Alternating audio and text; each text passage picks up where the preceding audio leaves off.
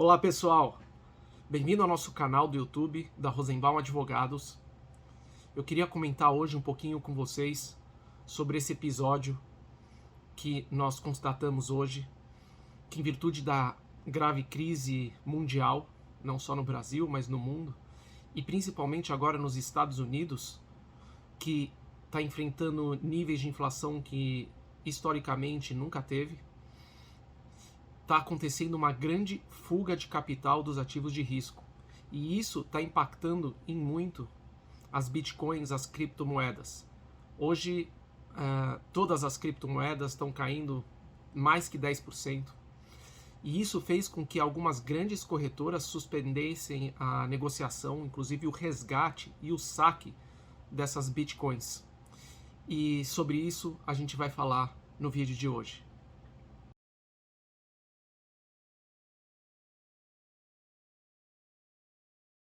Bom, para a gente comentar um pouquinho sobre o que aconteceu hoje e quais são as implicações jurídicas, que é importante, principalmente para o investidor de Bitcoin. Como a gente sabe, Bitcoin, apesar que as pessoas chamam de moeda, ela não é oficialmente uma moeda. Bitcoin é um ativo, que é um criptoativo, quer dizer, é um ativo que ele foi criado com base em programação de computador, como é chamado peer-to-peer, que seria par a par, que na verdade não tem uma regulamentação específica de um país para essa moeda, se é que podemos chamar assim, mas sim, cada transação de Bitcoin ela é feita entre as partes e não existe um terceiro interventor nessa situação, como no caso do papel moeda, que existe o Estado que regula as transações financeiras entre os seus cidadãos.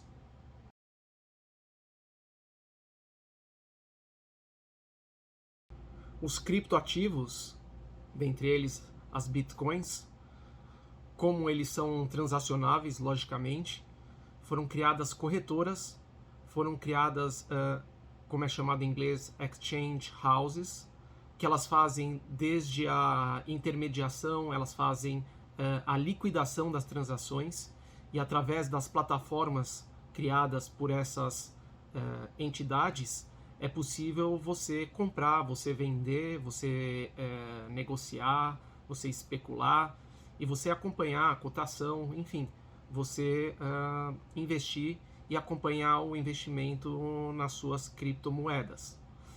O problema é que essas exchange houses, ou no caso, essas corretoras, esse nome corretora de bitcoins é um pouquinho complicado do ponto de vista jurídico, já que se fosse de fato uma corretora, deveria haver uma entidade que regulamentasse esse tipo de entidade.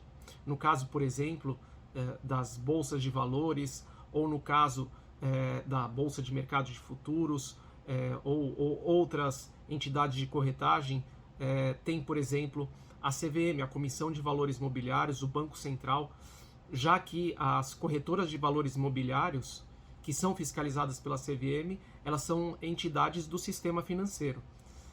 Há muita discussão se uma corretora de bitcoins ela é uma entidade do sistema financeiro. Por enquanto, aqui no Brasil não existe uma regulamentação para isso. Aliás, no mundo é uma questão que está gerando muita dúvida, e ainda cada país está procurando regular da melhor maneira, inclusive a nível de tratados internacionais, para justamente evitar que se utilize desses criptoativos para lavagem de dinheiros, ocultação de patrimônio ou outras finalidades ilícitas. Mas é uma questão nova, que inclusive aqui no Brasil tem um projeto de lei que atribui para o Banco Central a competência para supervisionar, para fiscalizar e para regular esse mercado de criptomoedas.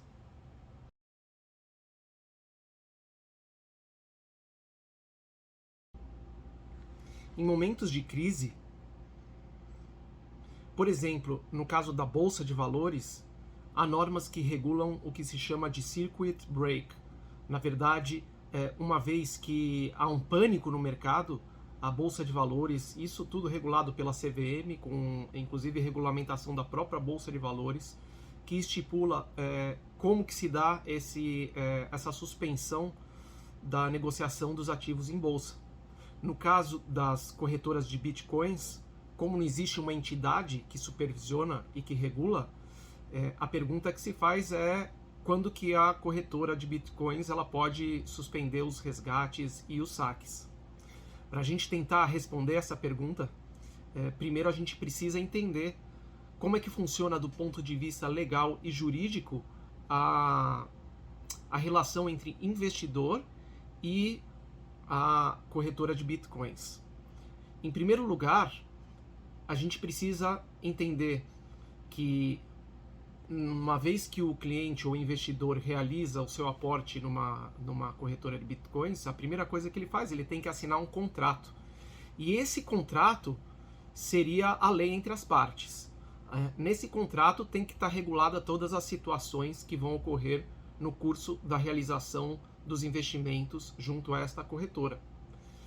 Além do contrato, nós temos disposições do Código Civil, como por exemplo, aquelas que falam sobre a corretagem, sobre a intermediação de negócios e, por exemplo, onde se determina que uma vez que determinada pessoa contrata um corretor ou um intermediador de negócios e dá uma ordem de compra ou de venda, o corretor ou intermediador, se ele agir por conta própria, diferentemente da ordem que foi dada para ele, ele assume responsabilidade pelo prejuízo, inclusive por eventuais lucros cessantes.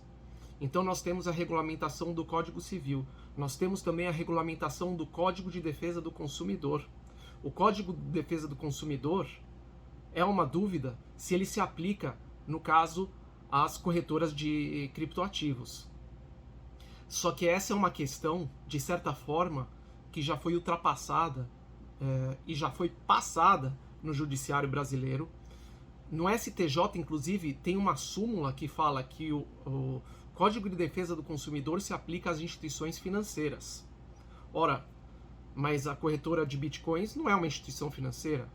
Ela não é uma instituição financeira, mas ela age como se fosse uma instituição financeira. Inclusive, ela vai ser regulada como uma instituição financeira, já que ela intermedia a compra e venda de ativos.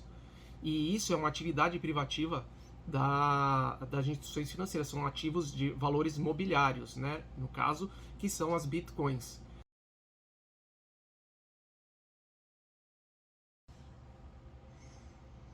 Feitas todas essas considerações, no caso, por exemplo, de uma crise gigantesca ou de que os ativos de risco, como no caso as criptomoedas, estão caindo mais de 10, 15, 20%, estão derretendo, como era a situação ou é a situação de hoje no mercado, a pergunta que se faz é se as corretoras elas têm o direito de suspender a negociação dessas criptomoedas, o resgate, os saques. Como a gente falou, primeiro teria que se olhar no contrato. Se o contrato ele prevê expressamente essa situação, essa hipótese, por exemplo, de uma grave crise econômica e mundial que faz com que os ativos despenquem, e nesse caso, quais seriam os comandos que vão permitir que a corretora de Bitcoin suspenda o contrato perante o seu cliente. Essa é uma questão muito delicada, porque se aplica inclusive o Código Civil, como falamos, e se aplica o Código de Defesa do Consumidor. O Código de Defesa do Consumidor, principalmente, ele prevê que em eventual conflito ou interpretação de cláusulas de um contrato, a interpretação ela deve ser feita favoravelmente ao consumidor, já que o consumidor ou o investidor ele é a parte menos favorecida da relação. Ele é hipossuficiente em relação à corretora. Nessas situações, então, o Código de Defesa do Consumidor ele determina que nos contratos deve estar previsto de maneira clara e expressa as situações em que eventualmente uma corretora ou qualquer outra entidade ela pode tomar para suspender os direitos de seus consumidores. Na grande maioria das vezes, os contratos não têm este detalhamento. Inclusive, se houver um detalhamento dessa natureza ou houver uma limitação dessa natureza num contrato no momento de se investir numa corretora de bitcoins, isso deve ser informado de maneira clara e expressa para o investidor, já que isso também está previsto no Código de Defesa do Consumidor. A corretora ela tem o ônus, a obrigação de provar que ela informou devidamente aquele consumidor, aquele investidor dos riscos, inclusive de uma situação hipotética de que o país que seja está passando por uma crise, o que gera uma inflação ou causa uma recessão econômica mundial, e isso vai afetar o preço dos ativos, e se esses ativos caírem mais de tantos %, estaria aí o direito da corretora suspender as negociações até determinado momento.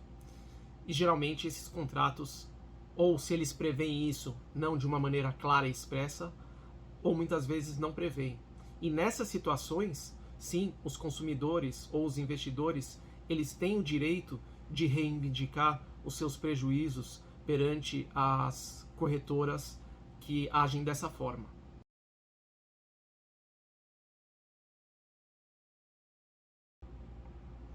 Sempre recomendamos procurar a corretora para uma tentativa de um acordo extrajudicial, quer dizer, amigável, sem envolver o judiciário.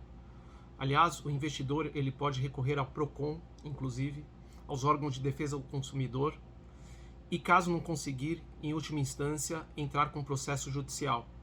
E o que o consumidor ou o investidor ele pode reclamar?